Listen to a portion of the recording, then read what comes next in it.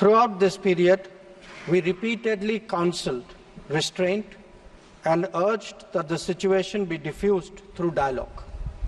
Similar urgings were made to various political parties, political forces with whom we were in touch. Speaker, sir, despite the Supreme Court judgment on 21 July, there was no let-up in the public agitation. Various decisions and actions taken thereafter only exacerbated the situation. The agitation at this stage coalesced around a one-point agenda, that is that Prime Minister Sheikh Hasina should step down. On 4th August, events took a very serious turn. Attacks on police, including police stations, and government installations intensified even as overall levels of violence greatly escalated. Properties of individuals associated with the regime were torched across the country. What was particularly worrying was that minorities, their businesses and temples also came under attack at multiple locations. The full extent of this is still not clear. Speaker, sir, on 5th August, demonstrators converged in Dhaka despite the curfew. Our understanding is that after a meeting with leaders of the security establishment, Prime Minister Sheikh Hasina apparently decided to resign. At very short notice, she requested approval to come for the moment to India. We simultaneously received a request for flight clearance from the Bangladesh authorities. She arrived yesterday evening in Delhi. Speaker, sir, the situation in Bangladesh is still evolving. The Army Chief, General Waqar-uz-Zaman, addressed the nation on 5th August. He spoke about assuming responsibility and constituting an interim government. We are in close and continuous touch with the Indian community in Bangladesh through our diplomatic missions. There are an estimated 19,000 Indian nationals who usually live there, of which about 9,000 are students.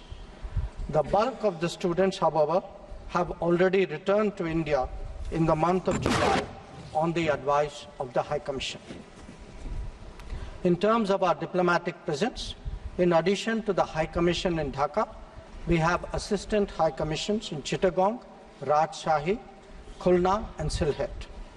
It is our expectation that the host government will provide the required security protection for these establishments. We look forward to their normal functioning once the situation stabilizes. Speaker, sir, we are also monitoring the situation with regard to the status of minorities. There are reports of initiatives by various groups and organizations to ensure their protection and well-being. We welcome that. We welcome that and will naturally remain deeply concerned till law and order is visibly restored. Our border guarding forces have also been instructed to be exceptionally alert in view of this complex situation. Speaker, sir, in the last 24 hours, we have been in regular touch with the authorities in Dhaka. This is the situation as of now.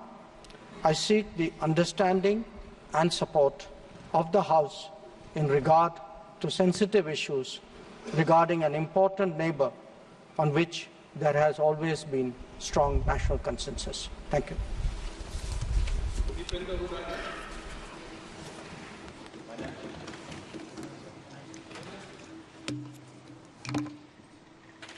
धन्यवाद।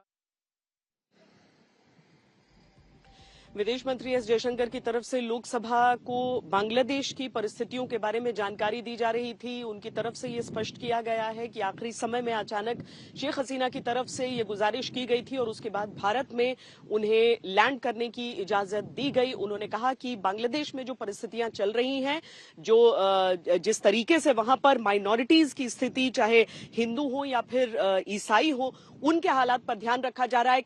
बड़ी संख्या में student लौट चुके थे और बाकी जो भारतीय वहां पर हैं, उनकी स्थिति पर, उनकी सेफ्टी पर नजर रखी जा रही है, बात की गई।